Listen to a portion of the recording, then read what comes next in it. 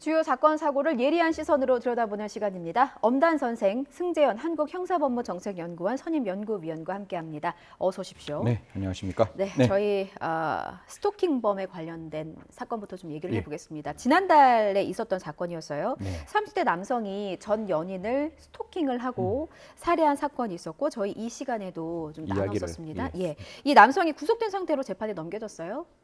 사실 이 남성에 대해서는 형량을 이제 높이기 위해서 보복살인죄로 갈 것이냐, 아니면 일반 살인죄로 갈 것이냐, 분명히 피해자가 사망한 사실은 분명하니까 그럼 둘 중에 무엇을 적용할 거냐가 굉장히 중요했고, 그 보복살인죄로 가면 최하 형량이 10년이에요. 하지만 일반 살인죄로 가면 최하 형량이 5년인데 보복살인죄가 되려면 첫 번째 요건이 뭔가 하면 고소의 앙심을 품고 피해자를 사망에 이르게 해야 되는데, 인천지검에서 그 부분을 좀 이렇게 좀 많이 들여다봤다라고 합니다. 제 고위직하고 좀 이야기를 했었는데요. 처음부터 보복살인죄를 적용하기 위해서 많이 들여다보려면 첫 번째 고소를 했으니까 뭐 너를 니 왜 고소를 했니? 고소해서 내가 지금 이렇게 힘들잖아. 너 고소했으니까 너도 좀 여기에 대한 책임을 져야 해. 혹은 뭐 복수할 거야. 그런 이야기가 쭉 좀 나오면 하나라도 나오면 그 부분에 대해서 고민을 했을 건데 그런 부분이 일단은 나오지 않았는 듯하고 다만 제가 이제 말씀드리는 거는 검사가 보복살인죄로 기소를 하더라도 누구를 설득시켜야 되는가 하면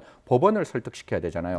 판사의 마음에 고소를 했고 그 고소에 앙심을 품어서 피해자를 사망에 이르겠다라는 걸 입증을 해야 되는데 저는 개인적으로 사람의 마음은 이중적 감정이 있다라고 생각합니다. 분명히 사귀고 싶은 감정도 있을 것이고 고소를 하면 분명히 마음속에 앙심도 있을 것 같은데 그게 드러나지 않았기 때문에 사실상 보복살인죄로 기소가 안 되었는 듯하고 다만 그 인천지검 관계자는 분명히 그렇게 말했습니다. 이게 사람이 사망한 사건이기 때문에 이 사건에 맞는 제대로 된 형벌을 부과하기 위해서 최선을 다하겠다. 결국 어차피 하한이 10년이라도 유기징역이 나오는 게 아니라 무기징역형 이상이 나오게 된다면 사실상 보복살인죄나 일반 살인죄나 그렇게 형량의 문제에 있어서는 관계가 없거든요. 둘 다 무기가 있으니까.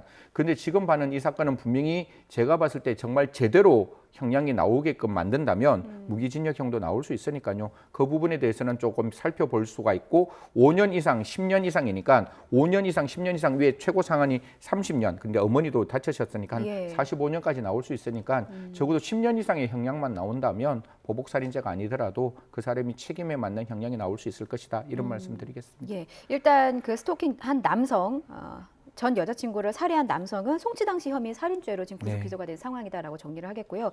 이 사건이 한 달 전에 일어난 일이긴 하지만 조금 더 정리가 필요할 것 같아서 당시 상황을 좀 제가 설명을 드리면 지난 7월 17일 새벽 5시 50분쯤에 인천의 한 아파트에서 출근길에 나섰던 여성이 예전 남자친구가 휘두른 흉기에 찔러서 사망한 사건이었습니다. 당시 어머님이 말리려고 하면서 말리는 과정에서 이제 흉기에 부상을 당하기도 하셨고요. 할머님이 손주를 지키려고 자리를 피했다가 이제 따님만 사망하게 된 그런 사건이었습니다. 그런데 일반 살인죄가 적용이 되면서 유족 측은 좀 억울하신 거예요. 다른 스토킹 사건처럼 묻히길 원치 않으셨어요. 너무 원통한 딸의 죽음이었으니까 언론에 직접 제보를 하셨고요. 녹취 파일 그리고 SNS 대화, 그러니까 스토킹 범죄자와 숨진 따님 사이에 있었던 대화를 공개했습니다. 피해자가 생전에 녹음해둔 통화 내용이 있었는데 저희가 이 내용 듣고 다시 얘기를 이어가 보겠습니다. 아니 자꾸 왜 싫다는 사람을 왜 자꾸 괴롭혀? 너 왜 자꾸 스토킹하니? 왜 스토킹하냐고? 그래. 아니 왜 스토킹을 하냐고. 너 범죄야. 알았어. 뭘 알아? 범죄라며 알겠다고. 그만하라고. 뭘 물어봐. 진짜 싫다는데. 알았어. 그래서 물어본 거잖아. 다시 확인하려고. 계속 싫다고 얘기하는데 왜 그러냐고. 전화도 그만하고 카톡도 그만해. 아침에 집 앞에서 헤어진 여자친구 따라오는 게 그럼 제대로 된 거야? 나는 잘 출근하고 있나 확인하러 간 거. 확인하러 간 거? 웃기지 마. 너 나 계속 따라왔잖아. 확인하러 갔잖아. 가는데 너가 앞에 있었던 거고. 생전에 통화 녹취 내용이었습니다. 어떻게 들으셨습니까? 100% 스토킹이죠. 스토킹이고 또 어떻게 보면 한 사람의 마음은 그런 거예요. 언제나 사람의 마음이 있으면 그 사람의 마음이 바뀔 수 있는 것이고 바뀌어서 분명히 헤어지자라고 말을 했으면 분명히 거기서 헤어져야 되는 거죠.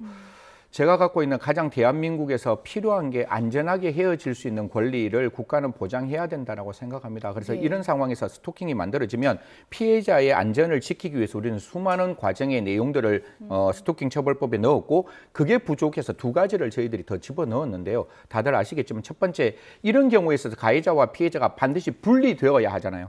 스마트워치만으로도 부족하니까 그래서 이러한 잠정 조치에 이제 전자발찌 혹은 전자팔찌를 해서 피해자와 가해자의 위치 정보를 확인할 수 있는 것뿐만 아니라 예. 스토킹을 처벌받고 나오면 세상 밖으로 나왔을 때 그 사람의 위치를 또 확인해야 되잖아요. 그래서 전자장치 부착 명령법에 따라서 스토킹 처벌을 받고 나오는 사람에게도 전자발찌를 부착할 수 있도록 만들어서 앞으로는 이런 어떤 공백이 만들어지지는 않지 않을까. 지금 이 사건도 잠정 조치를 받았음에도 불구하고 이런 사건이 흉악한 살인 사건이 일어나는 거거든요. 예. 그래서 그런 부분에 대해서 좀 국민 여러분께 다시 한번 머리를 숙여 죄송하다는 말씀을 드리고 저희가 인간이 부족하다 보니까 처음에 스토킹 처벌법이 굉장히 공백이 많았어요. 그래서 예. 그 뒤에 계속해서 뭐 반의사 불벌죄도 저희들이 폐지를 하고 그다음 전자장치 부착 명령에 따라서 저 시계나 아니면 발찌를 이제 착용하게 만들었으니까요.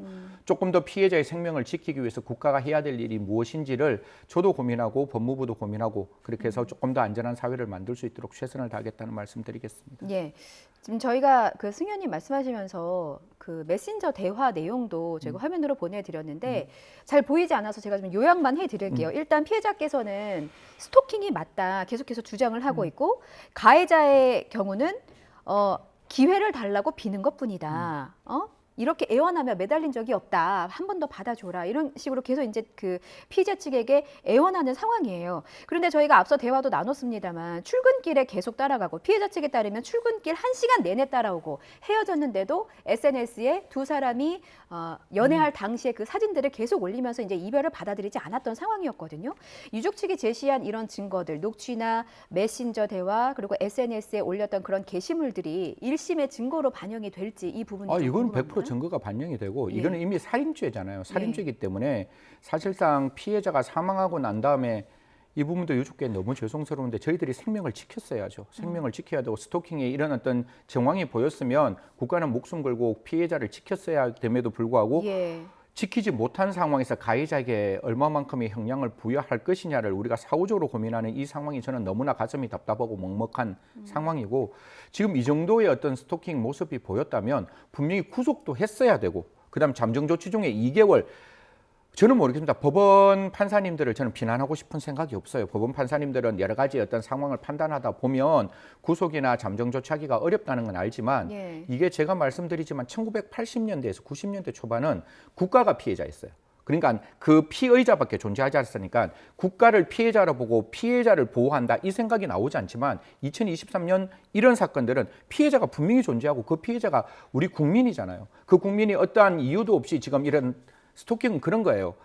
피해자가 사망하지 않으면 끝나지 않는 범죄. 지금은 이렇게 그냥 집착하고 이 피해자를 따라다니지만 이 사건도 결국 피해자가 사망하는 그런 사건이잖아요. 예. 그렇기 때문에 국가는 이 피해자를 지키기 위해서 피해자의 시선에서 이 사건을 어떻게 처리할지 법원도 이런 경우에서 잠정 조치 좀 적극적으로 해 주셨으면 좋겠다는 말씀과 구속도 다른 사건은 한 17% 되거든요. 근데 스토킹은 21% 정도 기각률이 21%나 높아요. 그러니까 분명히 스토킹의 구속영장 기각률이 떨어진다는 것도 분명하니까요.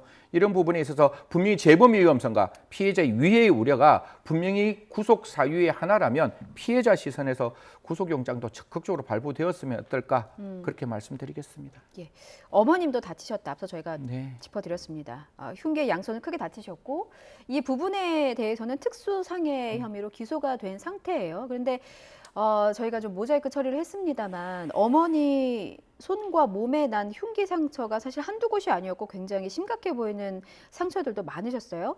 손주를 지키기 위해서 자리를 피하지 않았더라면 어머니의 목숨까지도 위험할 수 있는 그런 상황이었는데 살해 의도는 없었다고 봤습니다. 어떤 이유 때문일까요? 보통 우리가 피의자가 어떤 사건이 일어났을 때 피의자는 절대로 살인의 고의로 이 사람을 찌르지 않았다라는 이야기를 해요. 그러면 우리가 무엇을 가지고 그 사람의 내면에 그 살인의 고의, 미필적 고의를 추단하는가 하면 범행의 수법, 범행에 사용한 흉기, 범인이 어디에 공격을 했는지 한 3가지 정도를 이제 파악하는 건데 네. 지금 같은 경우에는 다리나 팔에 상처를 입혔기 때문에 살인의 미필적 고의가 없지 않느냐 이렇게 그 검찰은 판단했는 것 같아요. 하지만 방금 말씀 주셨다시피 과연 이 상황이 피하지 않았으면 사망할 수 있는 가능성이 있었다면 그 결과가 발생하지 않았다 할지라도 분명히 살인 미수는 될 수 있는 부분이고 그 당시에 지금 피했기 때문에 위치가 제일 처음에 이렇게 방어원이라 그러죠. 예. 이렇게 손으로 막을 수밖에 없는 상황이었고 피하다 보면 다리에 상처가 있었고 현장에 그 딸을 지키기 위해서 존재했다면 같이 이건 뭐 죄송한 말씀인데 혹시나 위험한 상황에 갈 수 있는 정황이 분명히 있었기 때문에 예. 이런 부분도 좀 검찰은 앞으로 1심에서 공소장 변경 가능하거든요. 예. 그래서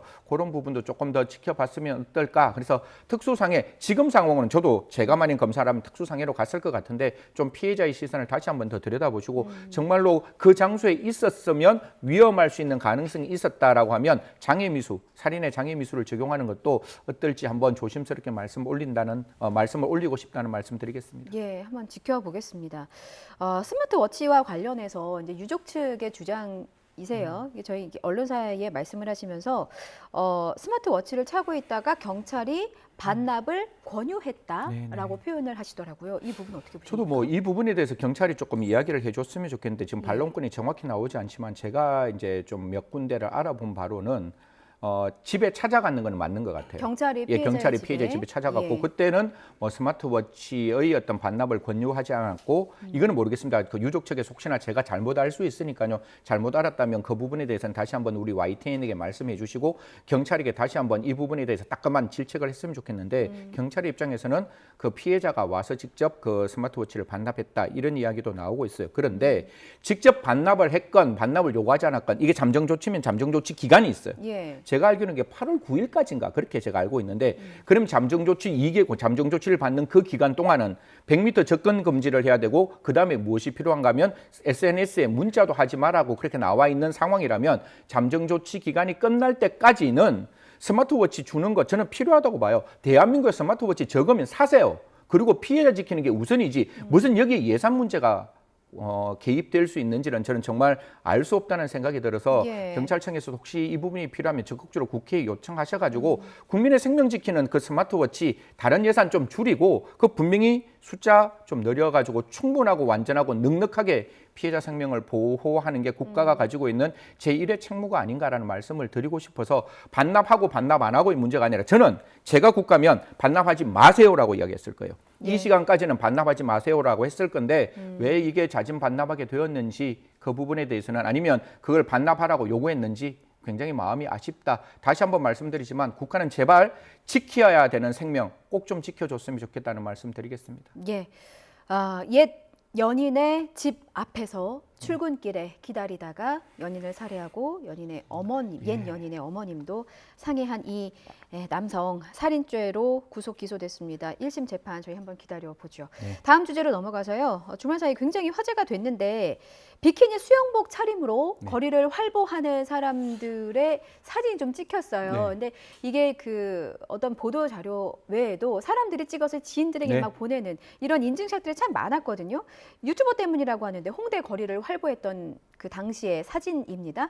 본인이 SNS에 직접 글을 올리기도 했대요. 이거 뭐 때문에 이런 겁니까? 저도 되게 알고 싶어요. 물론 뭐 앞에 오토바이 그러니까 그 오토바이를 타고 가는 거는 뭐 홍보 영상을 찍는다라는 뭐 의미도 있었는 것 같고 좀 저렇게 가시는 분의 뭐 내면의 마음은 잘 모르겠지만 사실 이게 공공의 장소잖아요. 그렇죠. 그러니까 쉽게 말해서 우리가 드레스 코드라는 게 존재를 하잖아요. 만약에 제가 이렇게 방송하러 왔는데 넥 탁 풀고 반팔 옷 딱 입고 그다음에 헐렁한 티 입고 만약에 나오면 시청자 여러분께서는 도대체 저를 어떻게 보겠습니까?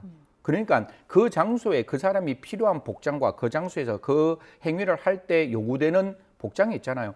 길은 저런 비키니 입는 곳이 아니고 정말 해수욕장이나 수영장에 가서 입으시면 되는데 바깥에 있다 보니까 제가 제일 걱정하는 것은 거기에는 미성년자 중에 초등학생이 분명히 존재하고 중학생이 분명히 존재를 해요. 그러면 그들에게 건전한 어떤 사회 상식, 저는 기본적으로 시민사회의 인격과 상식을 길러주기 위해서는 우리 어른들이 함께 해야 되지 않을까라는 생각을 저는 분명히 합니다. 그래서 저런 부분이 처벌되고 처벌 안 되는 건 제가 조금 이따 설명드릴 건데 조금 자제했으면 어떨까. 물론 저는 덜어내고 싶어하는 마음 이해하지만 덜어내고 싶을 때 덜어냈으면 좋겠다는 말씀 드리겠습니다. 지금 설명해 주세요. 이 처벌받을 수 있는 노출의 기준이라는 게 어느 정도입니까? 사실 이게 귀에 걸면 귀걸이가 되는 건데 이게 두 가지 죄명이 있어요. 하나는 경범죄처벌법상 과다 노출이 있고 하나는 공연음란죄가 있는데 경범죄에 있는 과다 노출이 과거에는 굉장히 좀 이렇게 막연하고 모호해서 그 부분이 헌법재판소에서 위헌 판결이 나서 네. 이제는 구체적으로 나와가지고 좀 죄송스러운데 신체의 중요 부위와 엉덩이가 드러나면 이제 과다 노출이 되는 거예요. 그리고 원래는 죄송합니다. 공연음란죄는 예. 공연하게 음란한 행위를 해야 되는 거예요. 쉽게 말하면 옛날에는 음란이라는 그 기본적인 남녀의 어떤 관계를 해야지만 공연음란죄인데 그렇게 되면 굉장히 어렵잖아요. 예. 그래서 판례가 신체의 중요 부위를 내세우고 공연을 한다든가 신체의 중요 부분을 내세우고 제3자에게 보이는 행동을 하면 공연음란죄도 적용이 되는 거예요. 그렇기 때문에 과연 공연음란죄로 갈 거냐 과다 노출죄로 갈 것이냐 과다 노출죄로 갈 것이냐는 과다 노출은 그냥 수치심을 유발하는 것이고 사실 공연음란죄는 성적 어떤 그 만족을 목적으로 가는 부분이 있어야 되는 거라서 지금 같은 경우에는 과다 노출죄에 적용될 수 있는 가능성은 분명히 있다라는 말씀 드리겠습니다. 공연 운운죄보다는 지금 이렇게 비키니를 입고 거리를 활보하는 뭐 킥보드나 오토바이라든지 어떤 교통수단을 타고 노출하는 거는 과다 노출. 네, 저 부분보다 적용에 조금 더 가깝다. 적극적인 어떤 모습이 보이면 네. 공연음란죄가 될 수 있는데 예. 일단 뭐 기본적인 어떤 그 가릴 곳은 가렸다라는 생각을 한다면 제가 봤을 때는 공연음란죄가 되지 않을까 그렇게 말씀드리겠습니다. 짧게 하나만 더 드릴게요. 이번 그 비키니 입고 활보하는 게 이번만 있었던 건 아니거든요. 뭐 지난해였던가요? 강남역에서도 맞습니다. 오토바이 탄 비키니 여성이 있었고 이런 부분들과 관련해서 이제 과다 노출죄 법 조항 자체가 만들어진 지 오래돼서 좀 요즘 시대상에 맞게 좀 수정이 필요한 것 예. 아니냐라는 지적도 있어서요. 이거 두 가지 요 부분 양가의 짧게. 양가의 감정이 있어요. 그걸 폐지하자는 사람도 있어요. 예. 이게 지금 대한민국 사회에서 2023년에 무슨 과다 노출이 있냐? 이건 개인의 어떤 표현의 자유다라고 보는 설이 하나가 있고 아니다. 청소년의 건전한 미래를 위해서는 분명히 이거보다 강력하게 처벌해야 된다라는 논의가 있으니까요. 국회가 여기에 대한 대답을 좀 해줬으면 좋겠어요. 그러니까 기본적으로 과연 우리 사회가 어디까지 받아들일 수 있는 문화인지 예. 고민하고 받아들일 수 없는 문화라면 강력하게 처벌하고 받아들일 수 있는 문화라면 그 부분까지는 허용하는 게 필요하지 않을까 그렇게 말씀드리겠습니다. 예. 무엇보다 승 의원님이 앞서 지적하신 당시 현장에 뭐 미성년자도 있었고 청소년도 있었을 테고 한 가지만 더. 유아들이 있었을 테고 거기서 제가 예. 시간이 없어가 예. 거기서 다른 사람이 그 사람의 몸을 만질 수가 있어요. 예. 그러면 일반 시민들이 강제 추행이 된단 말이에요. 그러니까 그 사람들이 과다 노출해서 왜 일반 시민들 그거 없으면 안 만졌을 거 아니에요. 예. 그냥 궁금해서 이렇게 지나가니까 이렇게 했을 거 아니에요. 예. 그것도 처벌받을 수 있으니까 과연 그런 부분에 대해서 좀 적극적으로 좀 고민했으면 좋겠다는 말씀 드리겠습니다. 예, 알겠습니다. 여기까지 듣겠습니다. 지금까지 승재한 한국형사법무정책연구원 선임연구위원이었습니다. 잘 들었습니다.